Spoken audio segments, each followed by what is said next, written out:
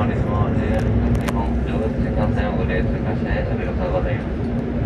上越新幹線佐々木311号新潟行きです。参加いたします乗務員、新潟新幹線行く河川市上越車掌は亀田です。よろしくお願いいたします。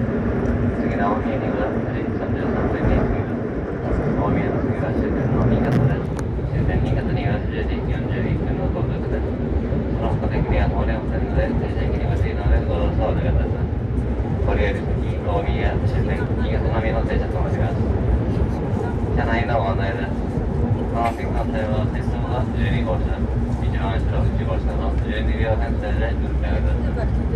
自由席は整理1号車から3号車の3両です。自由席ご利用のお客様、次の大宮駅からもお客様がご乗車されます。座席の上にお荷物を乗せ、お荷物の足元、荷物等に整理をお願いいたします。今入り9号車がしたので、1台で1箇所が全部お客様にお客様これ1箇所です。11号車はグリーン車、現在12号車はグランクですね。4号車から12号車の線付きがご利用のお客様、お手元の整形の号車番号、座席番号をご確認の上、お待ち返ないようお願いいたします。トイレは1列にございます。複数号車は後ろ入り、上号車は前蹴りがお得です。そして車は6号車です。2両目のため、大のバイクですのでご了承ください。車内は電気大量っていまして、すべて禁煙です。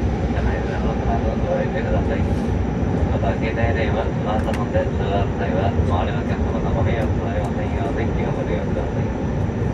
本日も上越新幹線をご利用くだましてありがとうございます。江崎311号新潟行きです。次は青宮に停まります。ウェルカツ新幹線、ザ・クログ、サバ町へ。Thank you.